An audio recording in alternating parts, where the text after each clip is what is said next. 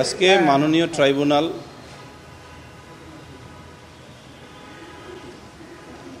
ICT BD ১/২০২৫ মামলার উপস্থিত এবং অনুপস্থিত সকল আসামিদের বিরুদ্ধে চার্জ গঠন করেছেন। আমি দুইজন আসামির পক্ষে প্লিড করেছি, একজন সুজন চন্দ্র রায় এবং আরেকজন এএসআই আমির হোসেন। আমার এই আসামি দুইজনের বিরুদ্ধে যে চার্জ গঠন করা হয়েছে এবং যে চার্জ বাংলায় পড়ে শোনানো হয়েছে তা আমার মেমোরিতে যেটুকু ধারণ করেছি, যেটুকু বুঝেছি সেই অনুসারে বলছি যে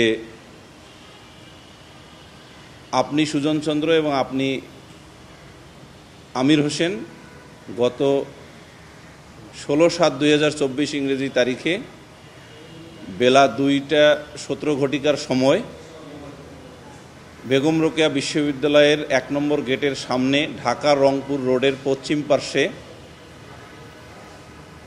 আন্দোলনকারী নিরস্ত্র আবু সাইদকে গুলি করে হত্যা করেছেন।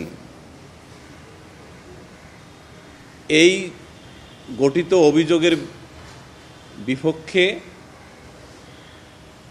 আসামিদ্বয় তাদের নির্দোষিতা প্রকাশ করেছেন এবং বলেছেন যে তারা ন্যায় বিচারের স্বার্থে বিচার ক্লেম করেন এবং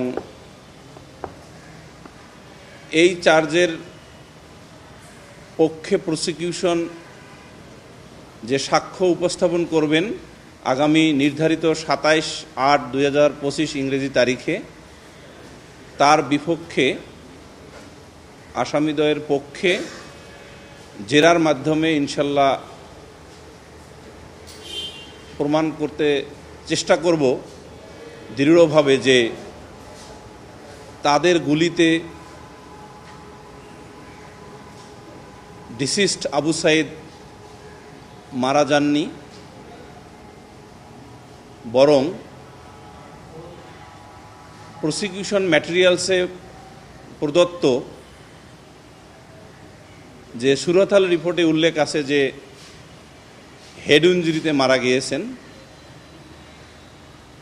এই বিষয়টি ট্রায়ালে প্রমাণিত হবে বলে বিশ্বাস করি। RICL TMX, যুগের পর যুগ স্থাপনা থাকে মজবুত। আমার কাছে, আমি আগেই বলেছি, রিপিট হচ্ছে তাও বলছি, সেটা হলো যে প্রসিকিউশন ম্যাটেরিয়ালসে সুরতহাল রিপোর্টে দেয়া আছে। সেই সুরতহাল রিপোর্টে উল্লেখ করা আছে যে হেড ইনজুরিতে মারা গেছেন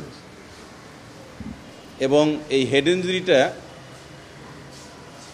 এই গুলিবর্ষণের আগে দেখবেন যে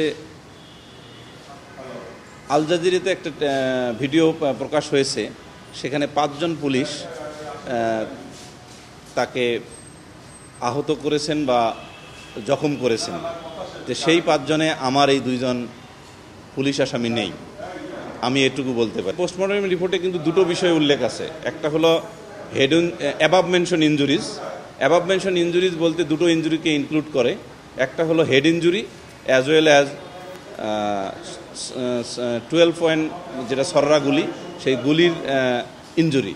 এখন ট্রায়ালে প্রমাণিত হইবে যে আসলে কোন ইনজুরিটাতে ভাইটাল ছিল এবং কোন ইনজুরির কারণে তার মৃত্যু ত্বরান্বিত বা সংঘটিত হয়েছে। It's a matter of trial through the assessment of evidence.